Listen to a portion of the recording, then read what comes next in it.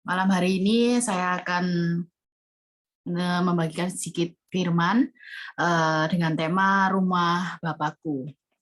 Karena memang dalam bulan ini Pastor Philip memberikan tema I Love My Church ya. Kebetulan saya juga kemarin habis datang ke doa pengurapan karena kita barusan pindah ke GMS Rooftop. Padahal ya saya menyiapkan judul untuk sharing firman malam hari ini sudah beberapa hari yang lalu, tapi ternyata kok connect karena yang dibahas Pastor Philip kemarin itu sebagian ada yang akan saya sampaikan. Jadi mungkin buat yang dapat sedikit bocoran ya, yang kemarin nggak sempat datang ke doa pengurapan karena kan teman-teman di negara-negara yang jauh ya, saya kasih bocorannya dikit-dikit ya. Jadi gini, seperti yang kita ketahui ya, kalau zaman dulu itu belum ada istilah rumah Bapakku. Karena dari zaman Perjanjian Lama, Salomo membangun Bait Allah. Jadi disebutnya adalah Bait Allah. Karena Bait Allah adalah tempat menaruh mezbah yang memang sudah Daud ingin persembahkan untuk Tuhan ya. Dan disebut Bait Allah karena di situ adalah tempat untuk menyembah Allah. Jadi istilah rumah Bapa ini Tuhan Yesus sendiri yang memberikan. Kita buka di Lukas pasal 2 ayat 48 sampai 50 di mana latar belakang cerita dari ayat tersebut adalah pada saat Tuhan Yesus tertinggal di bait Allah yang secara tidak sengaja, tapi kemudian Maria dan Yusuf itu gelisah ya, kalau namanya anak ketinggalan di suatu tempat itu pasti hati orang tua itu ya nggak tenang. Sampai kemudian ayat ini yang saya kutip ya, saya bacakan.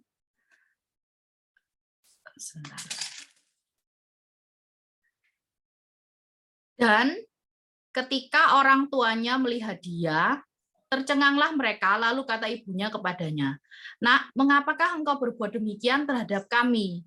Bapamu dan aku cemas mencari engkau." Jawabnya kepada mereka, "Mengapa kamu mencari aku? Tidakkah kamu tahu bahwa aku harus berada di dalam rumah Bapakku?" Tetapi mereka tidak mengerti apa yang dikatakannya kepada mereka. Jadi Tuhan Yesus sendiri yang menyebut bahwa bait Allah adalah rumah Bapakku. Jadi kalimat yang disampaikan Tuhan Yesus ini benar-benar merujuk pada bait Allah adalah rumah Bapa, rumah Bapakku. Jadi rumah Bapaknya Tuhan Yesus. Yang pada saat itu semua orang masih belum mengerti. Oleh karena itu Maria dan Yusuf pun juga nggak paham dengan apa yang disampaikan oleh Tuhan Yesus. Sehingga pada saat Tuhan Yesus bilang seperti itu, semua orang tuh merasa, loh, ngomong apa sih hari ini? Bahasa Surabayanya itu gitu ya, kayak loh, rumahmu tuh ya di rumahnya Yusuf. Ngapain kamu bilang di sini itu rumah bapakku? Kok kayak nggak bisa dinalar gitu ya, nggak mengerti karena ya orang-orang belum paham bahwa yang dimaksud Tuhan adalah karena dia adalah anak Allah. Dan di versi NLT-nya memang benar-benar disebut ya bahwa my father's house. Di situ disebutkan kalau memang Tuhan Yesus itu harus berada di rumah Bapa. Di zaman sekarang ini sepertinya saya bisa memberikan gambaran di mana pada saat mungkin kalau anak saya tiba-tiba tertinggal di suatu tempat, saya juga pasti bingung seperti Maria dan Yusuf ya. Tetapi Tuhan Yesus itu seolah-olah menjawab dengan kalimat, "Mengapa kamu mencari aku?" Itu mungkin kalau bahasa sekarangnya itu, loh, mosok tah mama itu nggak tahu aku di mana. Mungkin kayak misalnya suami saya tanya sama saya jam 8 pagi gitu, terus tanya, "Anakmu di mana?" Loh, ya masa nggak tahu, anakku ya di sekolah. Seperti itu kesannya itu. Karena Tuhan Yesus merasa, loh masa nggak tahu, aku kan harus di rumah Bapakku. Nah, kalimat yang disampaikan oleh Tuhan Yesus itu adalah menunjukkan bahwa Tuhan Yesus itu betah ya di bait Allah, betah di rumah Bapaknya. Ya, kalau namanya rumah itu home sweet home-nya, Mungkin meskipun tuh nggak besar, meskipun nggak indah, nggak mewah kayak rumahnya Sultan, tapi kalau namanya di rumah itu kita tuh benar-benar merasa nyaman, benar-benar merasa happy, bahagia gitu ya. Capeknya kemana aja, kerja seharian, pasti tujuan pulangnya ya kembalinya ke rumah. Dimana di rumah itu kita benar-benar bisa uh, istirahat, di mana kita itu bisa bertemu dengan keluarga, di mana kita itu benar-benar menemukan semangat kembali, kayak istilahnya gitu ngecas ya. Buat teman-teman yang mungkin dari pagi sampai malam kerja capek, pasti butuhnya istirahatnya pulang ke rumah. Dan kalau di zaman sekarang, rumah Bapak yang dimaksud itu lebih ke gereja ya. Gereja secara fisik ya seperti kita bergereja di GMS, seperti GMS yang ada di Surabaya Barat sekarang yang baru di rooftop. Mungkin di Prancis, mungkin di Dubai belum ada, tapi saya mengaminkan dan saya percaya suatu hari nanti di sana akan dibangun gereja GMS juga. Karena kita percaya ya kalau Tuhan yang bangun rumah doanya itu pasti akan terjadi. Dan kita mau ya terus mendoakan itu dan kita mau terus masuk di dalam visinya Tuhan. Kalau yang zaman sekarang secara fisik itu gereja adalah sebuah bangunan, tapi secara spirit kita juga punya gereja di mana kalau kita berkumpul, kalau kita berkomunitas, kita seperti saat ini men-sharingkan firman Tuhan, memuji-muji Tuhan, memberikan kesaksian tentang kebaikan Tuhan dalam hidup kita. Ini adalah gereja secara spirit. Dan saya percaya kalau di dalam CG ini kita itu pasti bisa ya merasakan kehadiran Tuhan, walaupun ya memang kondisinya itu kita cuma lewat Zoom, bahwa memang kita ini nggak bisa ketemu secara langsung. Ya amin lah ya, suatu hari nanti kita bisa jumpa. Nanti siapa tahu Koglen tiba-tiba di Perancis 2 bulan, ya kan? Amin. Ya, diaminkan dulu teman-teman. Nah, ke gereja yang dalam masa sekarang itu kan memang kita harus memanfaatkan teknologi ya, kita harus tetap memanfaatkan teknologi di mana kita bisa saling berkomunikasi seperti ini. Jadi amin ya C. Kita percaya kok kalau rumah Bapa yang dimaksud ini, kalau memang Tuhan yang ingin ada rumah Bapa di setiap negara, ya saya percaya hal itu pasti akan segera terjadi. Saya juga ingin menyampaikan bahwa Tuhan itu begitu mencintai rumahnya, begitu istilahnya begini, kalau kita punya rumah, ada yang rusak sedikit, pasti kita perbaiki. Kalau ada sesuatu yang nggak benar, pasti kita tuh pengen sesuatu itu dibuang jauh-jauh, kita benerin deh. Seperti di rumah saya saat ini ya, kami lagi renovasi kamar, karena ada plafon yang agak lepas, jadi ya kami nggak nyaman, sehingga kami ada sedikit renov. Karena kami merasa bahwa tempat tujuan kami ini untuk istirahat ya di rumah, di kamar yang nyaman. Sama kalau misalnya kita ini pengen pulang ke tempat yang bersandar dengan Tuhan, kita ini pengen kembali bertemu dengan orang tua kita, ya satu-satunya cara ya kita ini harus kembalinya ke Tuhan. Lagi sedih, lagi susah, pulangnya kemana ya? Pulangnya ke rumah. Rumah siapa? Ya rumah Bapa. Dimana dalam tanda kutip, kita jangan ke rumah Bapak yang di atas dulu ya. Tugas kita di sini masih banyak. Nggak boleh buru-buru ke sana dulu. Kita harus selesaiin tugas kita di sini dulu. Rumah Bapak yang dimaksud Tuhan ini benar-benar suatu gelombang yang membuat kita ini harus mencintai ya, mencintai gereja, mencintai CG-nya, mencintai apa yang dilakukan Tuhan ini, kita ini juga harus kayak, oh iya ya, Tuhan aja kayak gitu loh demi rumah Bapa. Kita lihat di Yohanes 2, pasal 13 sampai 17. Di mana kejadiannya adalah Tuhan Yesus marah di bait Allah. Seperti yang kita ketahui ya, Tuhan Yesus itu tidak pernah marah. Tapi kalau menyangkut sesuatu yang tentang Bapa ini, Tuhan Yesus bisa marah loh. Saya bacakan ya. Ketika hari raya Paskah, orang Yahudi sudah dekat, Yesus berangkat ke Yerusalem.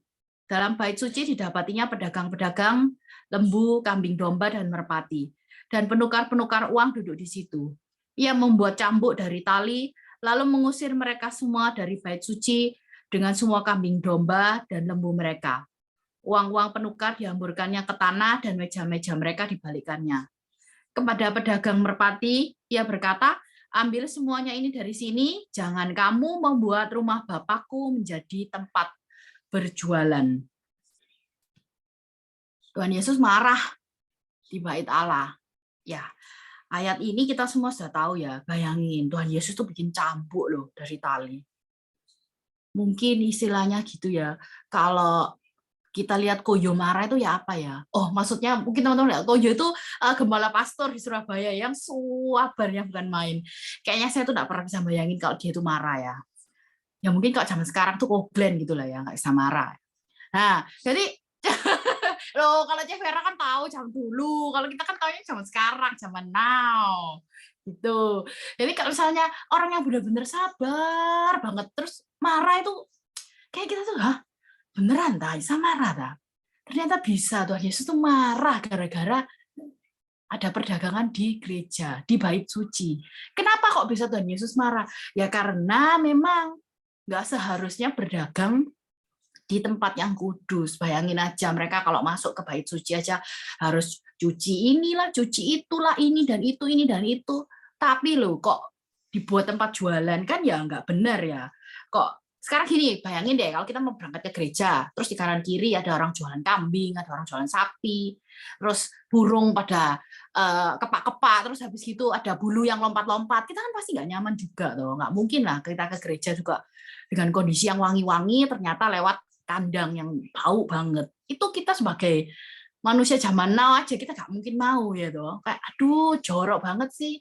Nah, tapi Tuhan Yesus bukan melihat dari sisi itunya. Tuhan Yesus tuh merasa kenapa bait suci yang seharusnya ini benar-benar kudus dibuat perdagangan seperti ini, dan itu adalah sebuah hinaan yang nggak seharusnya dilakukan orang-orang pada zaman itu.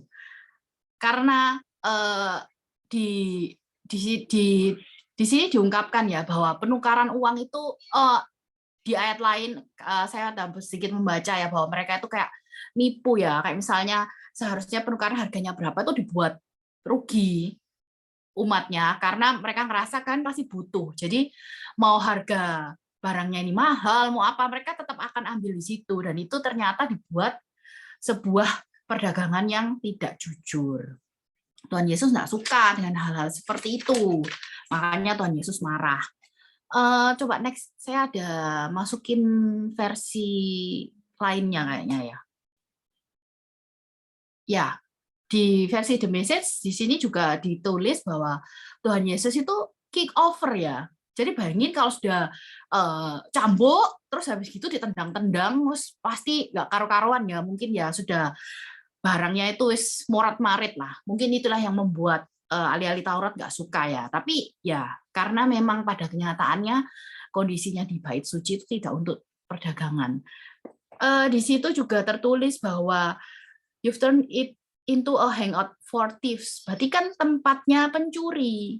Kita jadi tahu kalau ternyata di situ pencuri dalam tanda kutip itu mungkin ya orang-orang yang berdagang dengan tidak jujur, mengambil untung yang nggak benar.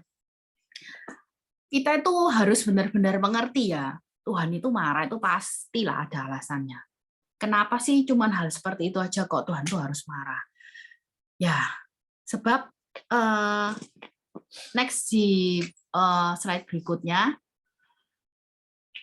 Tuhan Yesus mengatakan ya, bukankah ada tertulis di Markus 11 ayat 17, rumahku akan disebut rumah doa bagi segala bangsa. Tetapi kamu ini telah menjadikannya sarang penyamun. Sebenarnya, jadi Yohanes dan Markus ini menceritakan hal yang sama, tetapi dari sudut pandang yang berbeda. Di mana di Yohanes tadi disebut, Tuhan Yesus menyebutnya rumah Bapakku, tetapi di Markus disebut rumahku.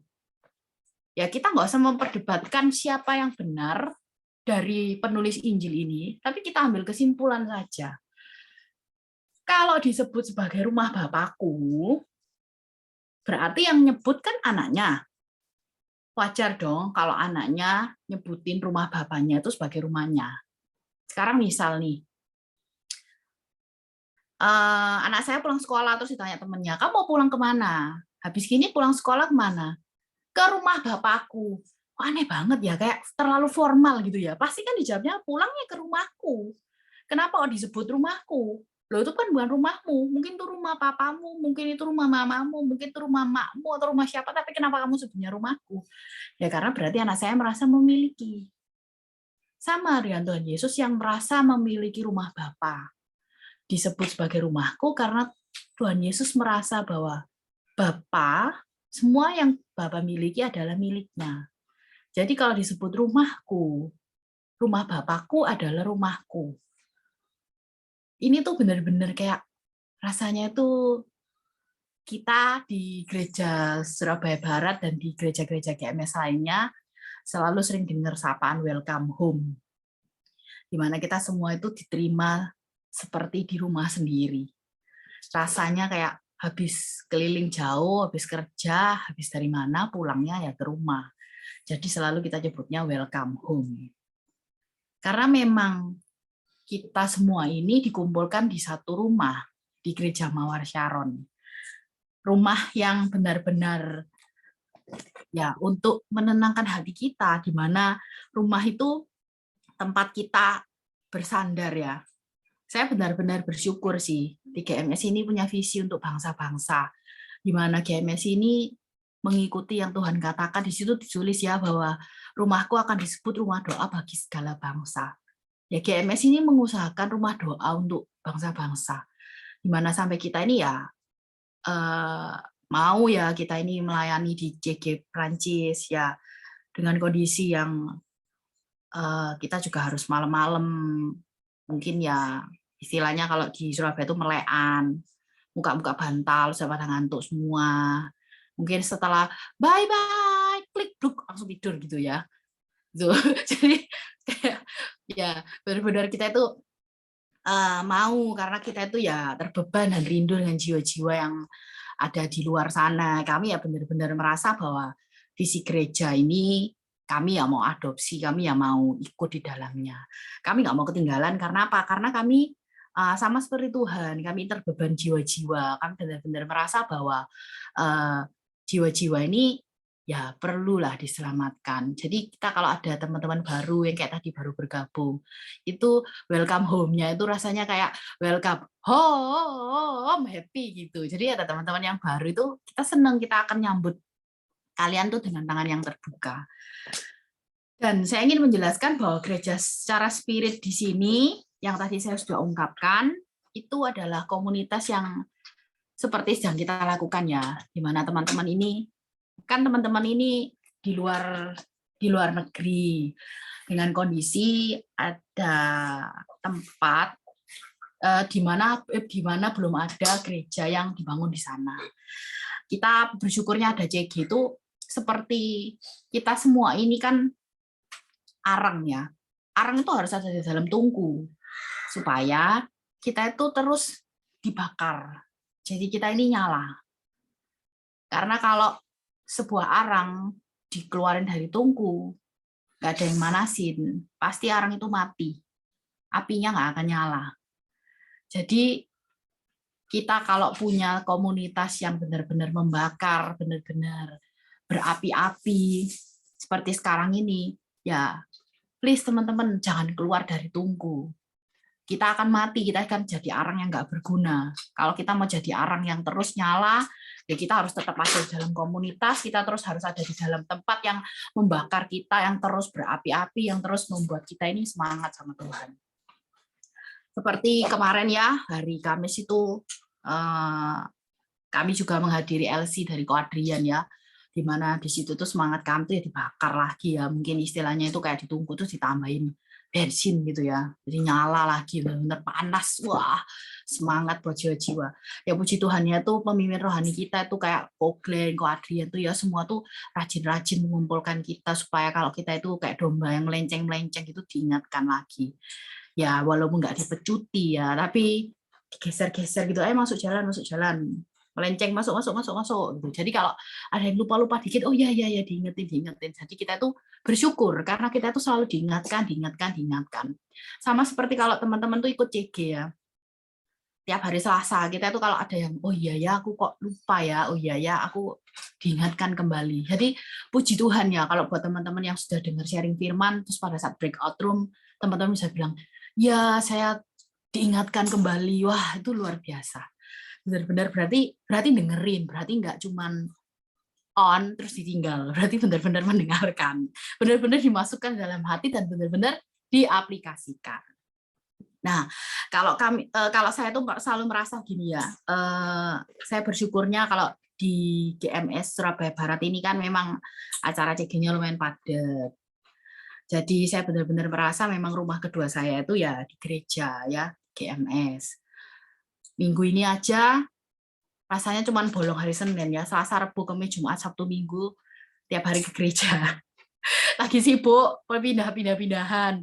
Jadi tiap hari ke gereja, Selasa CG, Rebo ke gereja, Kamis LC, Jumat doa pengurapan, Sabtu tadi training, besok minggu plan luar biasa rumah kedua saya.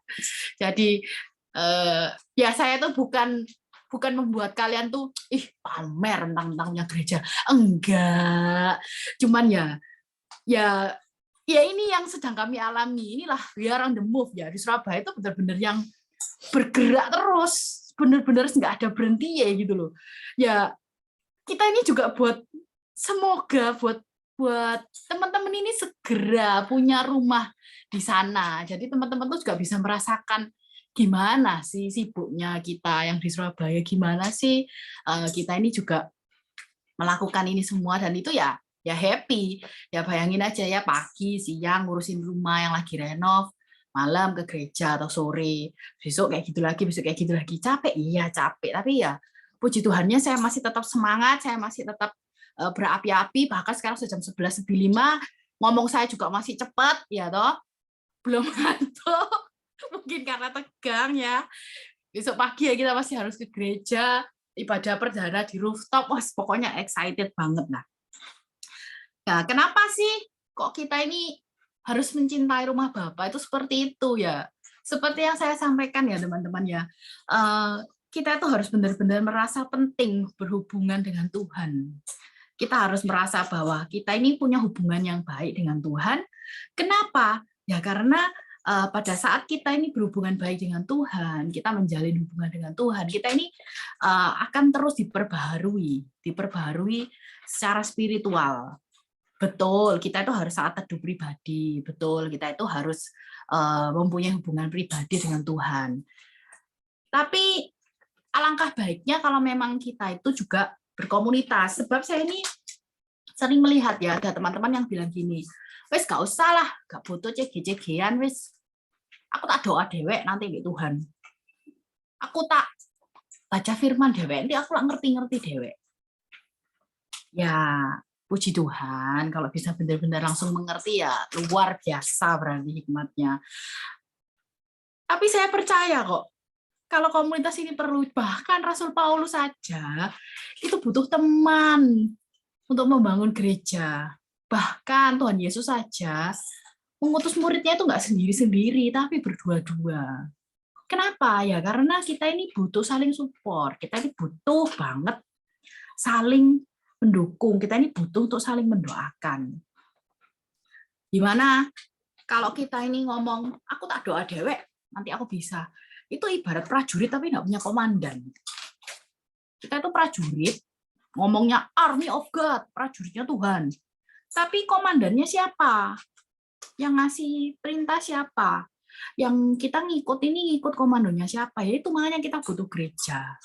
Kita butuh CG supaya kita itu terarah di dalam visi, dimana kita tuh ngikutin jalurnya, kita tuh ngikutin tracknya, kita ini nggak sembarangan asal aja mau perang itu asal aja tembak kanan tembak kiri maju ke sono sini, tapi kita nggak tahu kita ngikutin perintahnya siapa. Dan kalau misalnya kita ini benar-benar ngerti ya, oh iya ya aku ini harusnya ikut Tuhan, aku ini berarti mesti manut ya. Kalau misalnya ada kejadian kayak gini, oh iya, gerejaku ada acara ini, gerejaku ada acara itu. Ya, pengenlah, hauslah untuk mengikuti segalanya. Karena saya percaya bahwa pada saat kita ini haus dan berapi-api untuk mendengarkan apapun yang ingin Tuhan sampaikan melalui gereja. Saya percaya bahwa pewahyuan itu akan turun buat teman-teman. Saya percaya bahwa yang gereja lakukan itu dalam tanda kutip gak kengangguran. Gereja itu gak kengangguran, gak bikin-bikin acara cuma kayak rame-ramean, cuma buat ben ada acara. Enggak. Gereja kalau mengadakan acara itu ada tujuannya. Tujuannya itu apa ya? Karena kita ini dibentuk semakin serupa dengan Tuhan, semakin serupa dengan Kristus, semakin serupa dengan apa yang Tuhan rasakan. Kayak Tuhan mencintai rumah Bapa, kayak Tuhan mencintai Bapa benar-benar dengan sepenuh hati. Sama tujuan kita itu pada akhirnya juga supaya kita itu seperti itu. Kita lihat di Matius 28 ayat 19 sampai 20. Pada saat Tuhan Yesus itu akan naik ke surga, Tuhan Yesus itu memberikan mandat ya. Gimana Tuhan Yesus berkata, Yesus mendekati mereka dan berkata, kepadaku telah diberikan segala kuasa di surga dan di bumi, karena itu pergilah. Jadikanlah semua bangsa muridku dan baptislah mereka dalam nama Bapa dan Anak dan Roh Kudus, dan ajarlah mereka melakukan segala sesuatu yang telah kuperintahkan kepadamu. Dan ketahuilah, aku menyertai kamu senantiasa sampai kepada akhir zaman. Amin. Tuhan Yesus itu pada saat berangkat, pergi, Tuhan Yesus itu memberikan amanat agung ini. Ini yang jadi pegangannya Gereja Mawar Sharon. Ini yang membuat Pastor Philip punya visi 1000 gereja lokal dan 1 juta murid. Jadi, kalau kita ini menjalankan visinya Tuhan, kalau kita ini mau ikut di dalam langkahnya Tuhan, kita lebih gampangnya itu ada gambaran besarnya ya. Oh ya, di slide berikutnya ada the road. Ya, ini yang biasanya Ko Adrian sampaikan ya. Mungkin saya nggak bisa menyampaikannya sedalam Ko Adrian. Bisa dilihat YouTube-nya Ko Adrian sendiri mungkin. Tapi ini adalah pegangan yang selalu membuat saya mengerti kenapa di CG itu kita butuh untuk terus-menerus haus akan jiwa-jiwa. Sebab tujuannya tetap satu. Kita akan menjadi serupa dengan Kristus. Bagaimana caranya, jalannya? Ya, kita akan dibentuk lagi. Seperti yang minggu lalu Mariska sampaikan ya, kalau kita tuh jadi bejananya Tuhan, kita tuh melalui berbagai proses.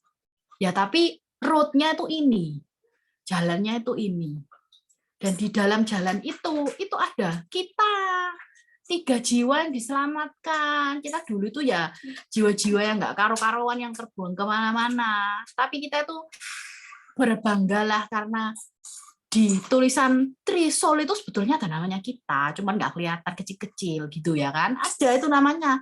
Mungkin kalau di sum 1 juta kali mungkin ada namanya kita di situ. Nah, kita berada di dalam 1 CG ini, juga berada di dalam visi 1000 murid. Oh, sekarang 10.000 murid. Oh, sekarang sudah nggak 10.000 murid. Terakhir Surabaya 60.000 ya, teman-teman. Surabaya 60.000. Amin. Jadi di 60.000 murid di Surabaya dan 1 juta murid untuk semuanya yang berarti ada nama kalian di situ. Ya, berarti kita harus mau ikut jalan di dalam road-nya gereja seperti ini, karena kita ini sedang menjalankan amanat agungnya Tuhan Yesus. Tapi kalau misalnya teman-teman gini, iki mane, jiwa-jiwa lagi, percayalah, kita akan terus membahas ini sampai 1000 gereja lokal dan 1 juta murid tercapai. Jadi jangan bosen, terus aja ikut di dalamnya. Karena pada saat kalian ikut, kalian nggak akan merasa bosen, karena kalian akan terus mendapat sesuatu yang baru. Tuhan itu ternyata baik ya, Tuhan itu ternyata baik ya, Tuhan itu ternyata baik ya. Kalimat Tuhan itu ternyata baik, terus akan ada di dalam kehidupan kalian. Setiap hari, setiap minggu, itu penyertaan Tuhan itu selalu ada di dalamnya. Saya ingat betul ya, Ko Adrian itu selalu bilang gini, kalau misalnya kalian ikut TG, terus kalian tuh merasa diberkati, wah, kalian itu pasti, waduh aku habis ikut CG terus keberkati, itu sebetulnya ya bukan kayak gitu ya. Tapi kenapa sih kita itu bisa selesai dari masalah yang kita lewati? Kenapa sih kita itu bisa melewati dan itu ya? Karena kita ini berjalan di dalam visi. Karena kita ini ikut di dalam visi. Nah, Tuhan itu benar-benar percaya, benar-benar mau istilahnya itu gini loh ya, istilahnya ya. Kita ini siapa? Kita ini bukan siapa-siapa. Kita ini sampah. Kita ini cuma diangkat. Kita ini cuma kasih karunia yang benar-benar Tuhan kasih itu cuma-cuma hidupnya kita. Kita bisa nafas tiap hari, nggak buntu. Itu puji Tuhan. Karena apa? Karena suami saya sendiri tuh tiap bangun pagi buntu. Jadi kalau saya bangun pagi nggak buntu itu sudah luar biasa. Itu sudah kasih karunia. Jadi buat teman-teman yang mau kenapa sih kok harus kayak gini? Kenapa harus gini? Tetap ingat satu aja, Tuhan tuh baik. Tuhan tuh baik. Tuhan tuh kasih kita hidup itu cuma Tuhan tuh kalau andai kata kita ini suruh bayar oksigen, mati sudah, nggak punya uang, habis. Nah, saya tuh mau cerita ya, di Surabaya hari-hari ini kita kan lagi pindahan di rooftop. Nih, di rooftop. Ya, saya kasih foto bocorannya. Ini 25 Juni ya. Berarti 5 hari yang lalu. Kondisinya masih seperti ini, teman-teman.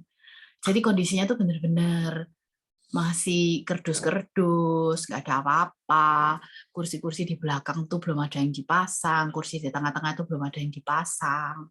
Jadi jujur nih, jujur, saya ini kan ya manusia ya. Di hati kecil saya tuh yang ngerasa, Tuhan, gimana lagi selesai ta Tuhan? Ini bener lagi kalau secara nalar manusia yang kita lihat itu pasti nggak selesai. Kenapa?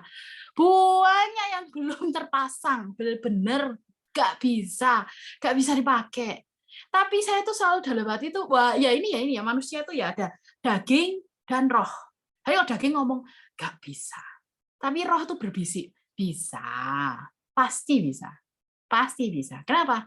Ya karena memang ini rumah Bapakku, ini rumahku, jadi pasti bisa, pasti kalau Tuhan mau pasti bisa. Deg-degan, iya, deg-degan banget. Tapi saya percaya. Saya minggu lalu juga sempat bicara ya di JG saya bicara iya. Memang sih kondisinya memang belum selesai, tapi saya percaya kok. Saya percaya tanggal 2 Juli itu pasti bisa dipakai untuk ibadah. Saya percaya bahwa Tuhan tuh pasti yang kerja. Kalau kita manusia yang kerja mau 24 jam, mau 25 jam, mau 30 jam, gak bakalan bisa. Tapi kalau Tuhan yang kerja, percepatan tuh pasti ada. Set, selesai.